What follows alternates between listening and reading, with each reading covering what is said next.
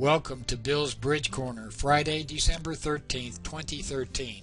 Class 51, responding to a takeout double over interference. In Class 25, we covered the takeout double and a basic response. And we need to review the takeout double, what it means, and the basic response, and go from there. Also, I'd like to remind the viewers, or those who may not have seen it, that we agree in equal level conversion doubles, which was covered a couple of classes back. With that in mind, let's review the takeout double. The criteria for the takeout double from Class 25 is that partner is showing an opening hand or better. He is valuating his hand as a dummy because he expects you to bid one of the unbid suits. He is showing support for the unbid suits with emphasis on the major suits or the unbid higher ranking suits. You are expected to bid if your right-hand opponent passes. You may pass only with a serious trump stack because partner is known to be short in the suit and you're at a very low level. So a pass of a takeout double is extremely rare. What changes if the right-hand opponent happens to bid? Several things may change. Let's start with the obvious. After a redouble, most people play that the redouble of your partner's double shows a hand of at least 10 points, tends to imply no fit, but in any event announces that their partnership has a majority of the points. The assumption is that responder has a strong hand and the opener has an opening hand. Implication, everybody knows you're busted. So you bid as conservatively as possible and only if you need to bid. Your focus must be on avoiding a large penalty. With a balanced hand, you pass. Let partner pick the suit. If you have a specific choice, then you bid. Let partner pick his best suit if you don't care. If you decide to bid, prefer, of course, a major suit because those are the ones he tends to promise. Or the cheapest bid. Avoid going to the 2 level if you can do so. The cheapest bid and the bid that is most likely to hit partner where he has a suit. If responder bids anything else, like a new suit or no trump, then if you bid, your bid is a free bid. It shows something. You don't bid just because you want to. You want to. Pay attention to the level of the responder's bid. If responder is bidding 1 no trump or at the 2 level, it's more likely that they have more strength than your side has, so be conservative in your bidding. However, if responder bids at the 1 level, you're probably safer to enter the auction. I suggest the curly Q bid. This is a new bid that was covered in the ACBL magazine about a year and a half ago, and it is certainly alertable. It is used in lieu of or in replacement of the responsive double, and we're going to cover that shortly. Be certain, whatever you play, to discuss with partner before you employ what we're about to be covering. Let's cover the curly Q bid. First of all, let's take this sequence. 1 club by left-hand opponent, your partner doubles. Right-hand opponent bids a heart, and it's your turn to bid. Here is suggestion of how you might handle the bidding. Pass, no interest in competing. Rather self-explanatory. Double. Most people would play this as a responsive double. If you play the curly Q bid, it is not responsive. It is a penalty. And as most people play it otherwise, I suggest you alert it. It's a penalty double. After all, right-hand opponent could have a weak heart suit and 6 points. You could be bloody. It's possible. 2 clubs. This is a Q bid of the lower ranking opponent suit. This is invitational or better, showing the lower unbid suit. In this case, it would be diamonds.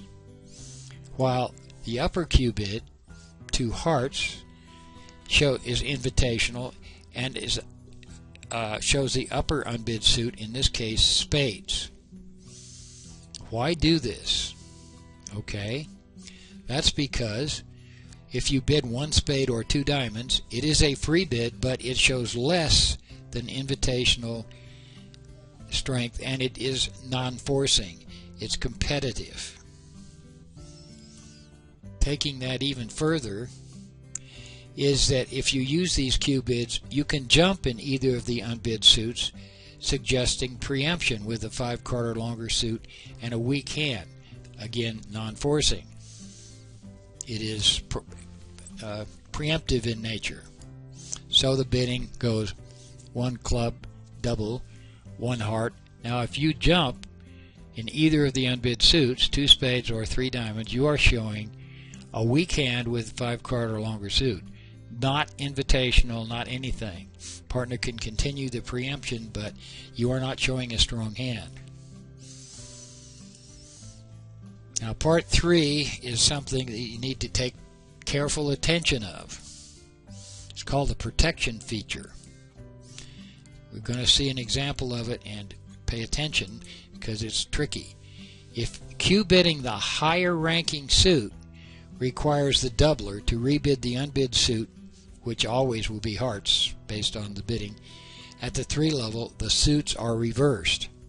So that means the sequence: 1 club, double, 1 spade, the higher ranking suit is hearts, 2 clubs is a lower Q, or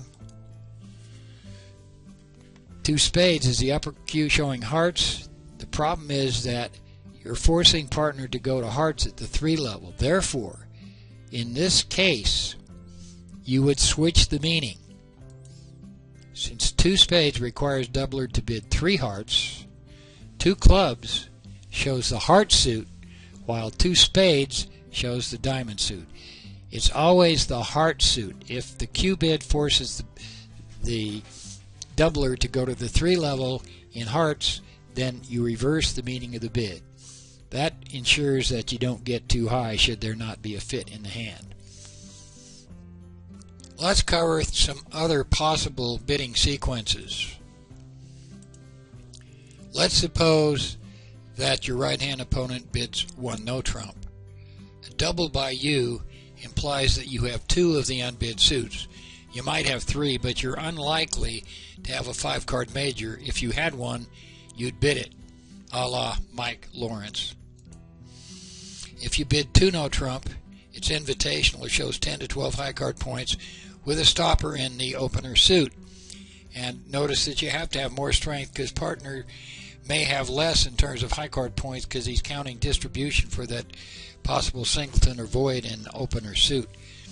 So you need extra strength if you're going to bid 2 no trump. And lastly, understand of all the above that your first decision that you make as a partnership is whether to employ the curly Q bid at all. If you don't, then several other bids will change in meaning, mostly responsive doubles.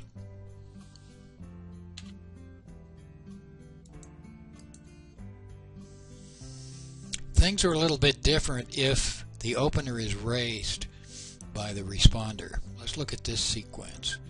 1 club, partner doubles, 2 clubs. It's your bid. A double is responsive. It asks partner to pick a suit. A Q bid of the opponent's suit forces to game, and other bids are normal as if there were no 2 club bid. Let's look at some examples and possible treatments of a few hands. Here's the first one. This is your hand and the bidding goes 1 club, partner doubles, 1 heart. What's your bid? Well, if you play the curly Q, you can double. That's a penalty double. If you don't play curly Q, according to Mike Lawrence, you should bid 2 hearts. It shows a 5-card hard suit. Of course, there's another possibility you can do when you're sitting on top of the responder suit. You can just pass because there's likely to be more bidding, but somebody might read a psych and you could be stolen blind. So be careful if you have too much strength to sit in the weeds and wait. You might be waiting too long. Here's the next hand. You got nothing, baby. The bidding goes 1 spade, partner doubles, right hand opponent redoubles. Well, you know, and everybody knows, that you have nothing. Your proper bid is pass. You pass with any balanced hand. Let partner choose. If you have a choice, an obvious choice, do so, but don't force partner to play in a suit he may not have. He doesn't promise everything, remember. If you had a definite preference, you'd bid it, but you don't. Look at the third hand. It's a little bit different. You have a bust. The bidding goes the same, but here you do have a 5-card suit, and even though it's at the 2 level, it's worth bidding. Partner might bid spades, and then you wouldn't know whether to jump in the frying pan or the fireplace. Bid 2 diamonds because you have diamonds. You have a preference. 2 more examples. This is your hand. Bidding goes 1 club, double, 1 heart. What's your bid? Bid a spade. If you play curlicues, it's strictly invitational, it's strictly competitive, not invitational. If you had a stronger hand, you'd do one of the curlicue bids. But your hand isn't strong enough. I would just bid a spade. You could even bid 2 spades if you want, but 1 spade's probably enough. How about this hand? The bidding goes the same. 1 club, double, 1 heart. Here, bid a no trump. You have a heart stopper and something you want to show. Well, that's about it for today. Let's go back tomorrow to the defense. In Class 52, we're going to go back to defensive play. We're going to look in more detail about the count signal. We have a lot to say. See you tomorrow.